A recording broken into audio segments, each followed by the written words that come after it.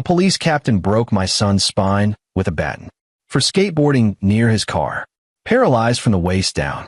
Should have stayed off my street, kid, he laughed. My son lay there, not moving. Dad, I can't feel my legs, he whispered. Internal Affairs cleared him in 48 hours. The captain didn't know my landscaping business covered 20 years leading Delta Force. 156 missions. Every target eliminated. I just sent one text to my old brothers. The captain and his son haven't been seen since Tuesday. Before we begin, please subscribe to Storylab for more stories. Now let's begin. The August sun beat down on Maple Ridge, a quiet suburb where American flags hung from porches and kids still rode bikes until the streetlights came on. Nathaniel Weston knelt in the garden bed outside the Harrison residence, his calloused hands working mulch around a row of azaleas. 52 years old, lean and weathered, with gray threading through his dark hair. Most people saw a landscaper. They didn't see the scars hidden under his long sleeves, or the way his eyes constantly scanned his surroundings, old habits that 20 years in Delta Force had burned into his DNA. Dad's gonna be late again, Casey Weston said, skating lazy circles in the high school parking lot 6 blocks away. 16, all elbows and knees, with his father's dark eyes and his mother's easy smile. His friend Jeremy Flowers sat on the curb, scrolling through his phone. Your old man works too hard, Jeremy said. My mom says his yard work is the best in 3 counties. Casey kicked his board up, catching it. Yeah, well, somebody's got to pay for college. Mom's nursing shifts don't cover everything. He dropped the board again, the wheels singing against asphalt. One more run, then I'm heading home. He didn't see the black Dodge Charger turn onto Prescott Street until it was too late. Captain Barry Fletcher sat behind the wheel, 48 and running to fat, his police uniform tight across his gut. 23 years on the force, the last 8 as captain of the East Precinct. His son Robbie rode shotgun, 22, built like a linebacker, wearing his father's old academy jacket like a badge of honor. They just left the Wounded Warrior bar, where 3 whiskeys had turned Barry's mood ugly. Fucking kids, Barry muttered, watching Casey glide down the sidewalk. Look at this punk, right where I parked this morning. That's the Weston kid, Robbie said. His dad does landscaping for the Coopers. I don't give a shit if his dad's the goddamn mayor. Barry yanked the wheel, pulling alongside the curb. Hey, kid, Casey stopped, board under his arm. Yes, sir. This is my street. You see this car? This is where I park when I'm working late. You and your little skateboard stay the hell away from it. Barry's words slurred slightly. You scratch my paint, I'll have your ass arrested. I wasn't near your car, officer. Captain, Barry snapped. He opened the door, stepping out.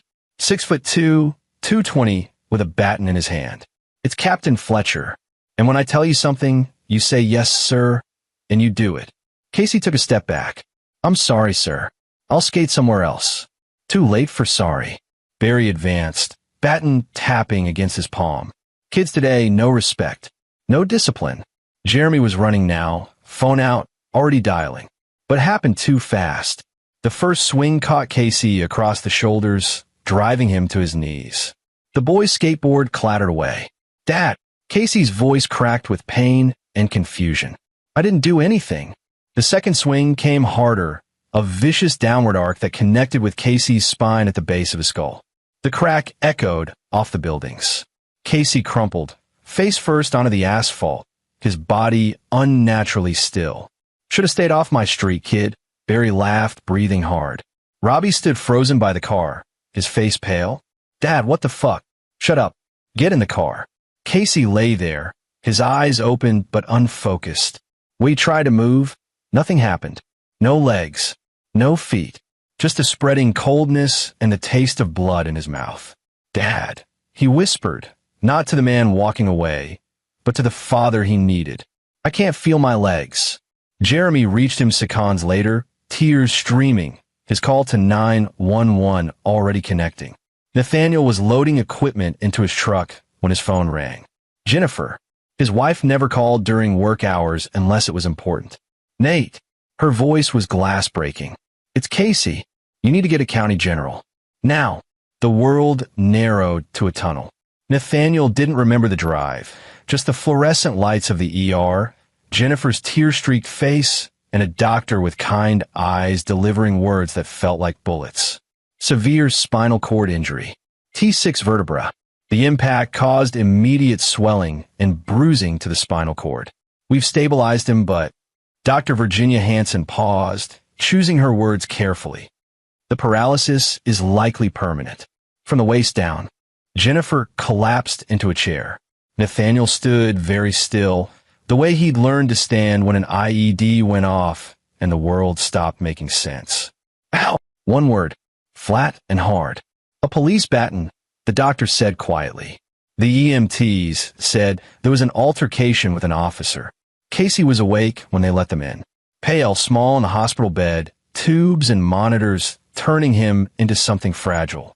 He looked at his father, and Nathaniel saw something die in his son's eyes. I can't feel my legs, Dad.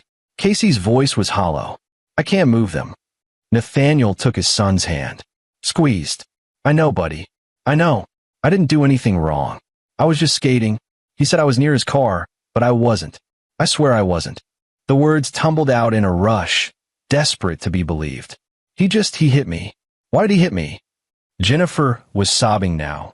Her hand pressed her mouth. Nathaniel felt something cold settle in his chest, an old familiar feeling from missions past. The clarity that came before action.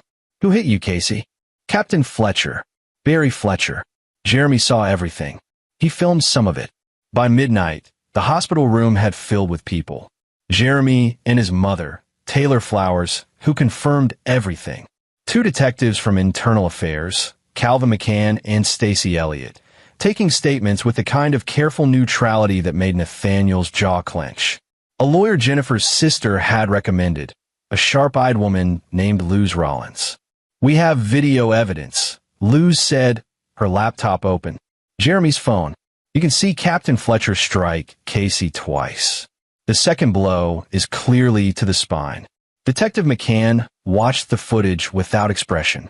We'll need the original file, and we'll need to talk to witnesses. Jeremy saw it. So did 3 other kids who were in the parking lot, Taylor said. They're terrified to come forward because it's a police captain. We'll handle this appropriately, Detective Elliott said.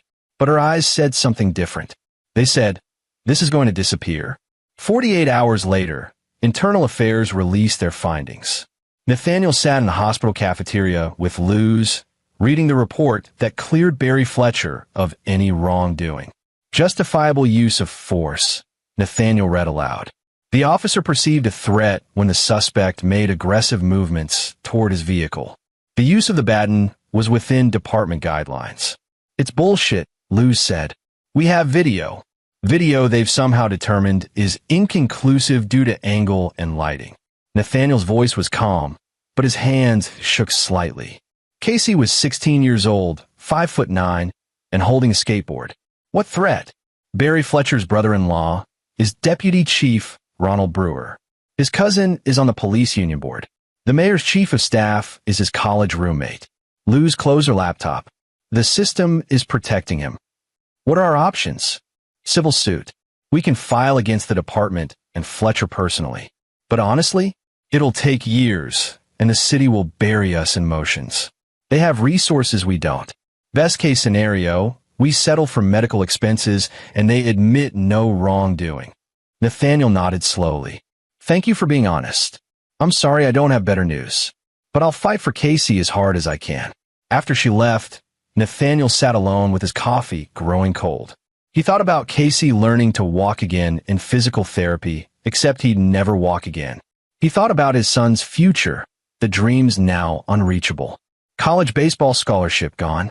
The hiking trips they'd planned for next summer gone. He thought about Barry Fletcher, going home to dinner, laughing about it probably. Should have stayed off my street, kid. Nathaniel pulled out his phone. Opened a messaging app he hadn't used in 7 years. The contact list was short. 9 names, men he'd bled with in places that didn't exist on any map. Men who'd carried him out of Fallujah when shrapnel tore through his leg. Men who'd sat Shiva with him when his team leader took a sniper round in Kandahar. The last time he contacted them was for David Prince's daughter's wedding. Before that, Stephen Goodwin's cancer scare. They had a rule: only reach out if it matters. Only reach out for brotherhood. Nathaniel typed 4 words: need the team. Urgent. The responses came within minutes. David Prince. Location: Stephen Goodwin. Philip Bowman. Already packing. Nathaniel sent the address of his landscaping business. Then he went back upstairs to sit with his son, who stared at the ceiling and didn't speak. The landscaping business was a front, but it was also real. Weston & Sons Landscaping occupied a converted warehouse on the edge of the industrial district, with yards of equipment and a small office that smelled like fertilizer and motor oil. Nathaniel had bought it 8 years ago when he retired from Delta Force, using it to build a quiet life. A normal life. That life ended when Barry Fletcher swung his baton. David Prince arrived first, at 0600 the next morning.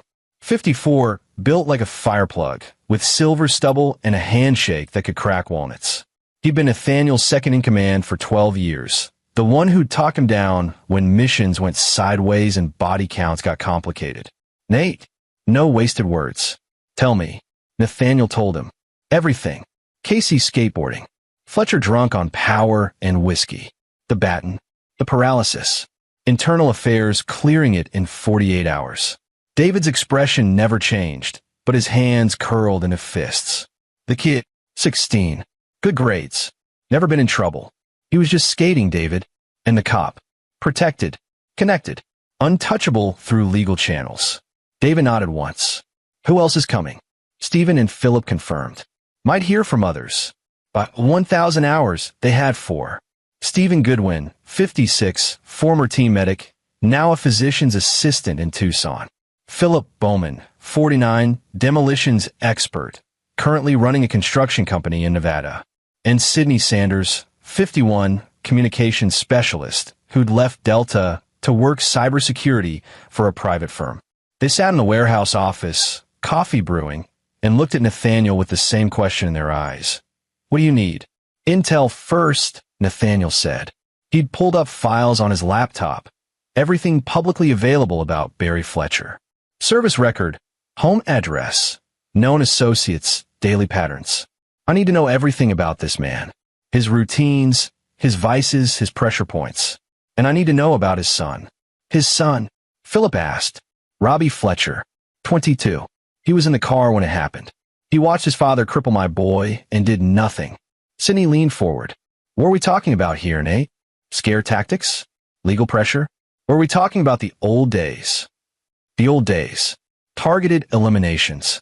Missions that never appeared in any after-action report. 156 confirmed kills over 20 years, and that was just Nathaniel's count. I'm talking about justice, Nathaniel said quietly. Real justice. The kind that happens when the system fails. David nodded. We're in. But we do this smart. We do this clean. No blowback on your family. Agreed. Stephen pulled out a notepad. I'll need to examine the medical records. Understand the full extent of Casey's injuries. That'll help us determine appropriate compensation. Philip cracked his knuckles. I'll run surveillance on Fletcher. Home. Work everywhere he goes. Build a pattern. Sydney opened his laptop. I'll dig into his digital life. Bank accounts, emails, phone records. Men like this always have secrets. What about the son? David asked. Nathaniel's jaw tightened. He's part of this. He watched. He enabled. He's complicit. They worked through the day, building a profile that went deeper than surface records. Sydney hacked Fletcher's email within 3 hours, finding a trail of complaints buried by the department. Excessive force, evidence tampering, sexual harassment. Barry Fletcher was dirty, protected by a network of dirty cops who looked after their own. There's more, Sydney said, his screen glowing in the dim office. Fletcher runs a security consulting business on the side. He provides protection to 3 warehouses in the Port District. Protection that looks a lot like extortion based on these messages. Organized crime? Stephen asked. Adjacent. He's not made, but he's dirty enough to play ball. The warehouses move stolen goods, electronics, pharmaceuticals. Fletcher makes sure no cops look too close. Nathaniel absorbed this. What about Robbie? Sydney pulled up a new file. College dropout. Works part-time at his uncle's car dealership, but mostly lives off daddy's money. DUI last year, charge disappeared. Assault charge 2 years ago. Victim declined to prosecute after her house was broken into the night before her testimony. Chip off the old block, David muttered. Philip returned from his surveillance run with photos. Fletcher lives in Brookhaven Estates. Gated community, expensive. Way above a police captain's salary, which tells you something. He stops at the Wounded Warrior Bar every Tuesday and Thursday after shift. Gets drunk, drives home. His son meets him there sometimes. Tuesday and Thursday, Nathaniel repeated. Always drunk. 3 whiskeys minimum. I watched him stumble to his car yesterday. Nathaniel stood, walking to the warehouse window. Outside, the sun was setting over his truck, his equipment, the life he'd built.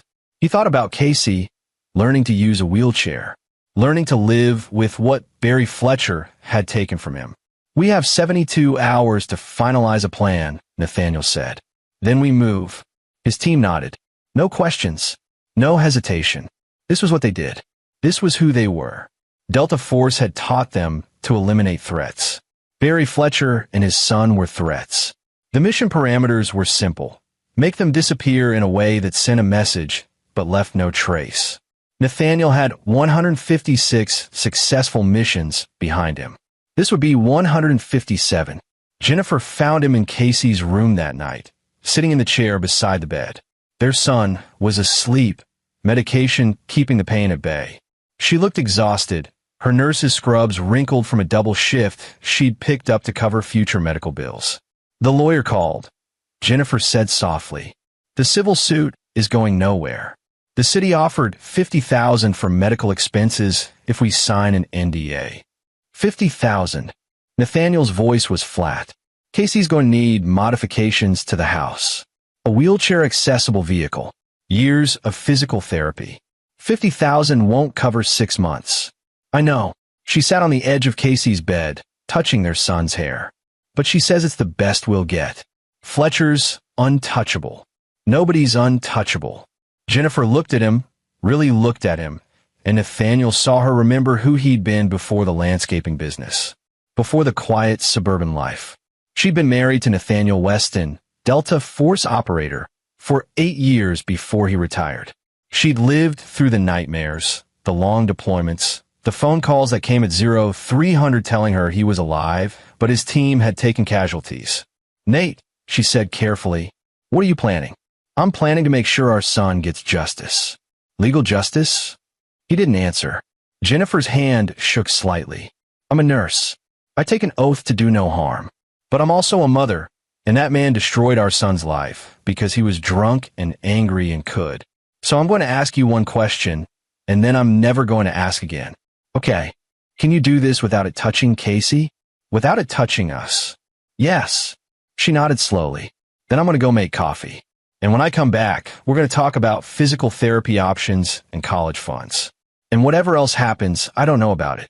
After she left, Nathaniel sat with his son and made promises in the dark. Promises that Casey would be taken care of. That the man who'd hurt him would pay. That justice, real justice, would be served. At 0200 his phone buzzed. Sydney had found something. Fletcher's running scared. Emptied his storage unit today. Moved $50,000 in cash. He knows something's coming. Nathaniel smiled in the darkness. Good. Let him be scared. Fear made people sloppy. Fear made them make mistakes. And Nathaniel Weston had built a career on exploiting mistakes. Barry Fletcher sat in his finished basement, drinking bourbon straight from the bottle. The 65-inch TV flickered with some late-night cop show he wasn't watching. His mind was elsewhere, on the Weston kid and the way the boy had dropped. On the silence in the department. On the way his wife had looked at him over dinner. You okay, Dad? Robbie descended the stairs, beer in hand. Fine. Barry drank again. Just thinking. About the kid? About whether he's going to be a problem. Barry set the bottle down. IA cleared us, but that doesn't mean people aren't talking. That doesn't mean the father's going to just let it go. The landscaper? Robbie laughed. What's he going to do? Sue us? The city will bury him in paperwork. You don't know shit, boy. Barry's words slurred. You think 'cause you were my old jacket, you understand how this works? That man lost his son. Not dead, but close enough. Men like that, They don't always think rational. So what? You're a police captain. You're protected. Barry wanted to believe that. He'd spent 23 years building those protections, favors owed, secrets kept, the network that made him untouchable. But something about Nathaniel Weston's face in the hospital, the quiet way he'd looked at the IA detectives, made Barry's instincts scream. I want you to do something for me, Barry said. Tomorrow, you go by the Weston house. Watch it. See if anything looks wrong. You want me to surveil a landscaper? I want you to do what I goddamn tell you. Robbie held up his hands. All right. I'll drive by tomorrow. What neither of them knew was that Philip Bowman was parked 3 houses down, watching their home through a night vision scope, cataloging every movement, every light that turned on or off, building the pattern that would become a trap. Nathaniel received Philip's update at 0700. Fletcher spooked. Sent his son to watch your house. Time to accelerate the timeline.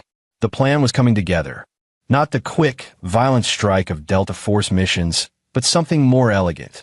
Something that would make Barry Fletcher and his son disappear in a way that raised questions but provided no answers. Something that would look like consequences catching up to corrupt men. Sidney had found the evidence they needed buried in Fletcher's deleted emails. Communications with a Russian national named Dmitry Volkov, discussing the movement of stolen pharmaceuticals through the port. Not enough to interest the FBI yet, the encryption was good, but enough to create a narrative. David had located the perfect site, an abandoned meat packing plant 40 miles outside the city. Remote, soundproof, with drainage systems that had been used for darker purposes in the past. The building belonged to a shell company 3 layers removed from their names. Stephen had acquired the necessary medical supplies. Not to heal, but to question, to extract information, to make it last. Philip had mapped every security camera within a 5-mile radius of Fletcher's house and the Wounded Warrior bar. He'd identified the blind spots, the timing of security patrols, the precise moment when a car could disappear without digital evidence. All they needed now was the trigger. Nathaniel provided it himself. He called Barry Fletcher's personal cell phone at 1,500 hours on Tuesday afternoon. Captain Fletcher, Barry answered, his voice professional. This is Nathaniel Weston, Casey's father. Silence. Then, Mr. Weston, I'm sorry about your son's accident. Accident. Nathaniel let the word hang. Is that what we're calling it? I don't know what you mean. I think you do. I think you know exactly what you did. And I think you know that internal affairs clearing you doesn't make it right. Barry's voice hardened. Mr. Weston, I understand you're upset, but threatening a police officer. I'm not threatening anyone, Captain. I'm just calling to let you know that I've filed complaints with the State Attorney General, the FBI Civil Rights Division, and the Justice Department. I'm also talking to 3 major news outlets about your history of excessive force complaints. This was a lie. But it was a lie designed to provoke action. That's your right, Barry said carefully. Though I should warn you that filing false complaints against law enforcement can have consequences. So, can paralyzing 16-year-old boys. We'll see whose consequences matter more. Nathaniel hung up. Within an hour, Barry Fletcher was on the phone with Deputy Chief Ronald Brewer, demanding they handle the Weston problem. Within 2 hours, he'd contacted his lawyer. Within 3 hours, he'd made the critical mistake Nathaniel had been waiting for. He reached out to Dmitry Volkov. Sidney intercepted the message. Need to disappear for a few days. Heat's coming. Can you provide a safe house? Volkov's response, Tuesday night. Warehouse 7. Bring cash. Bring your boy too, if he's compromised. We've got him, Sidney said over their encrypted channel. He's running. Meeting the Russian at 2,200 hours. Nathaniel gathered his team in the warehouse. This is it. Fletcher's going dark, which means no one will be looking for him when he disappears. We intercept at the warehouse, take both father and son, and vanish. Questions? What about Volkov? David asked. We have a meeting scheduled with Mr. Volkov for Wednesday morning. He's going to learn that doing business with dirty cops has consequences too. Stephen checked his medical kit. And after we have them, then we have a conversation about accountability. About what happens when you hurt innocent people and hide behind a badge. Nathaniel's voice was ice. And when that conversation is over, Barry Fletcher and his son won't be found. Ever. Philip loaded weapons into a duffel bag. Suppressors, restraints, sedatives. Rules of engagement, minimal violence during acquisition. After that, Nathaniel paused. After that, we remind them what real justice looks like. They moved out at 2,100 hours for vehicles traveling different routes to Warehouse 7. The building sat in the industrial port district, surrounded by shipping containers and rusted equipment. Security cameras had been disabled an hour earlier by Sydney's remote hack. The nearest occupied building was 300 yards away. Barry Fletcher arrived at 21:45, his black Charger pulling into the loading bay. Robbie was with him, both men looking nervous. They had 2 suitcases, cash and essentials for disappearing. What they didn't know was that Dmitry Volkov was already dead, his body cooling in the back of a refrigerated truck 2 miles away. Sydney had intercepted him that morning with a proposition, and when the Russian proved uncooperative, David had ensured he wouldn't warn his clients. The warehouse was dark except for a single light in the center. Barry walked toward it, hand on his service weapon. "Volkov," he called out. No response. "Dmitry, it's Fletcher. I've got your money." That's when the lights went out completely. Night vision goggles turned the darkness green. Philip moved first, coming up behind Robbie with a taser. The young man dropped without a sound.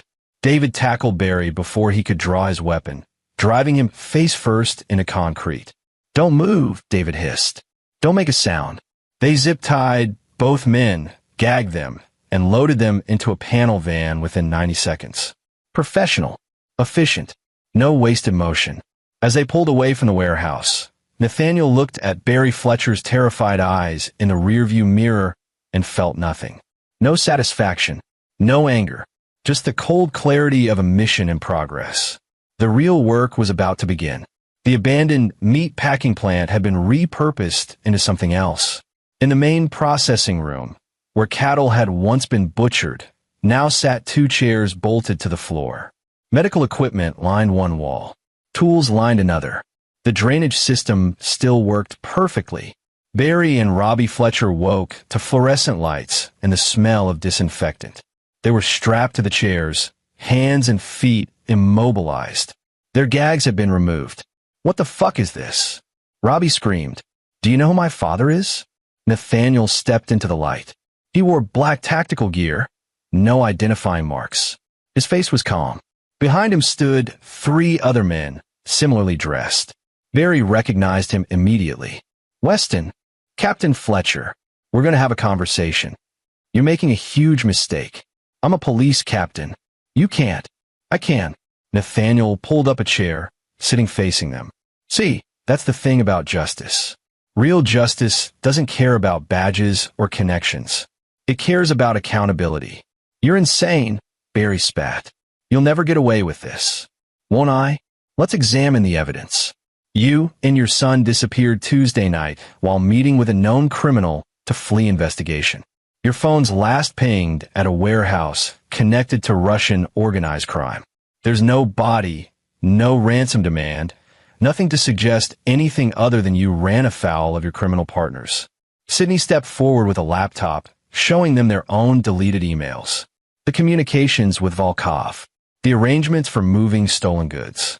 "That's not. We were setting up a sting," Barry tried. "Were you?" "Because IA doesn't show any authorized undercover operation. In fact, your official caseload shows nothing about Port District crime. But your bank statements show regular cash deposits that don't match your salary." Barry's face went pale. "Here's what's going to happen," Nathaniel continued. "You're going to tell me about every crime you've committed, every person you've hurt, every time you abused your badge. And then we're going to discuss appropriate consequences." "Fuck you. I want a lawyer." Nathaniel nodded to Stephen, who approached with a syringe. "This is sodium pentothal, truth serum. It'll make our conversation easier." "That's illegal." "So is paralyzing 16-year-old boys with a baton." The injection took effect quickly. Barry's eyes glazed, his muscles relaxed.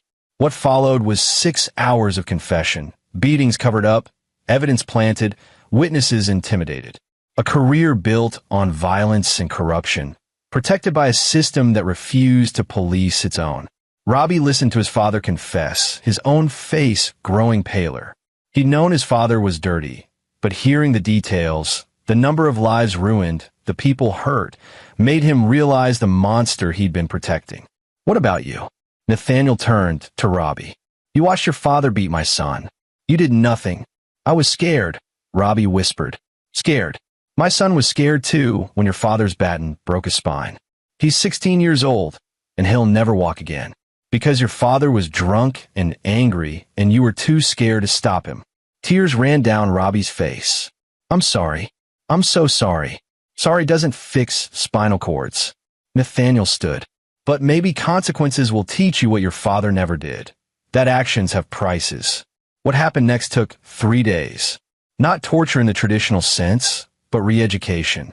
Barry Fletcher, stripped of his badge and authority, was forced to experience powerlessness. Strapped to a chair, unable to move, while others decided his fate.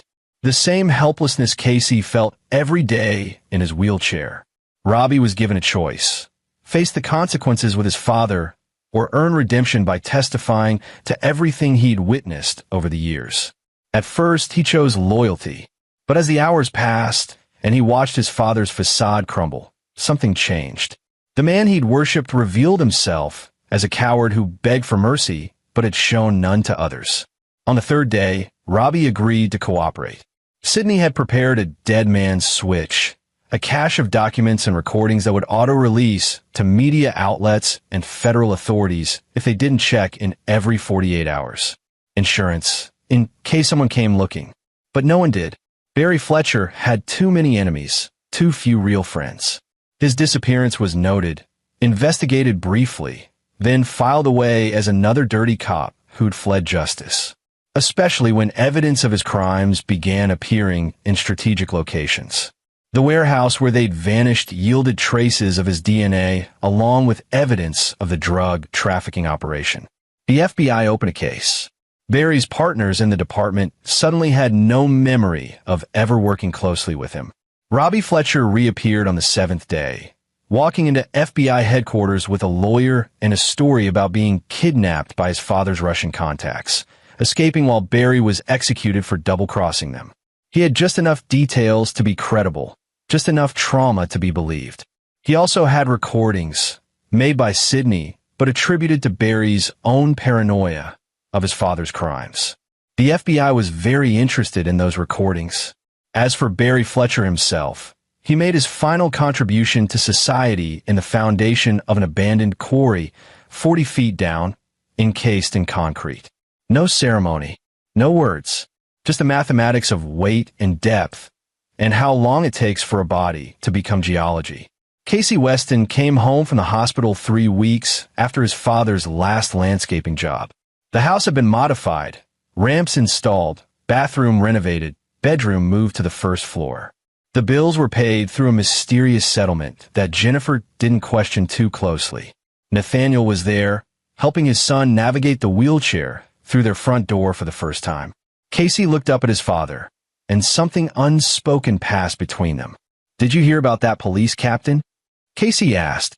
"The one who hurt me. He disappeared." "I heard." Nathaniel adjusted the wheelchair. "FBI thinks he fled the country. Do you think he's gone for good?" "I think some people run from consequences, and some people meet them. Either way, he's not our problem anymore." Casey nodded slowly. Then, quieter, "Thank you, Dad." Jennifer stood in the kitchen doorway, watching them. She'd seen the news. The missing police captain, his son turning state's witness against dozens of corrupt officers. The domino effect bringing down an entire network of dirty cops. She didn't ask questions. Some gifts came wrapped in silence. That night, after Casey was asleep, Nathaniel sat in his workshop behind the house. David, Philip, Stephen, and Sydney joined him. They didn't celebrate. Delta Force operators didn't celebrate eliminations, but they acknowledged mission success. "Fletcher's network is collapsing," Sydney reported. "Robbie's testimony is bringing down 16 officers. The department's under federal investigation." "Good." Nathaniel poured bourbon for his team. "What about Volkov's associates?" "Scattered. We made it clear that doing business in this territory has new management." David smiled grimly. Your landscaping business is about to get very profitable. I don't want profit. I want security. For Casey. For Jennifer. For this community. Then that's what you'll have. Philip raised his glass. Mission complete. Nathaniel thought about his son, adjusting to his new reality with courage that broke and remade his heart daily. Thought about Barry Fletcher's last moments, finally understanding powerlessness.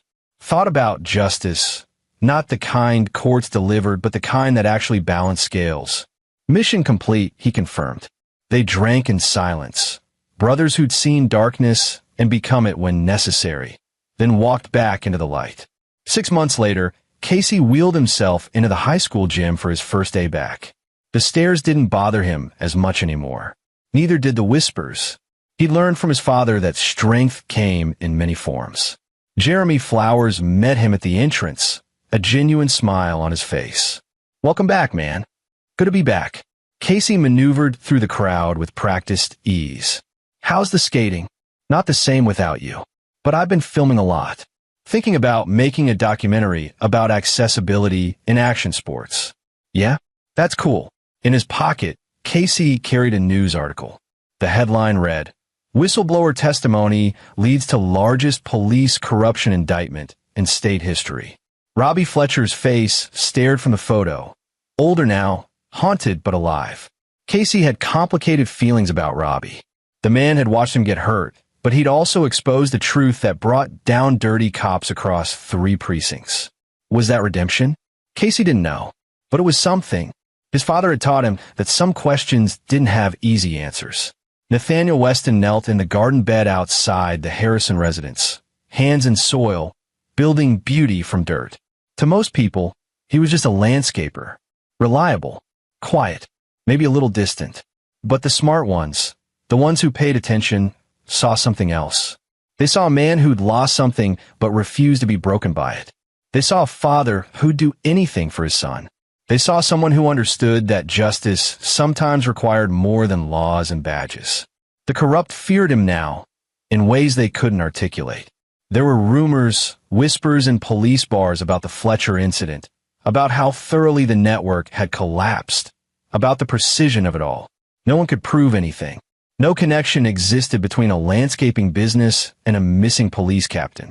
But in the dark places where powerful men made terrible decisions, they told a new story now. A cautionary tale about a man named Nathaniel Weston who'd been left alone for 20 years and was very good at his previous job. They told that story to remind themselves, some people should never be crossed. Nathaniel finished planting the azaleas and stood, stretching his back. His phone buzzed, a text from Casey about physical therapy progress. His son was working hard, learning to live with his new reality, building strength that went beyond legs. Pride swelled in Nathaniel's chest. Casey would be okay. Different than planned, but okay. And Barry Fletcher would be nothing. Not even bones eventually. Just a cautionary tale that would fade from memory while Casey's life continued. That was justice. The real kind. Nathaniel loaded his truck and drove home.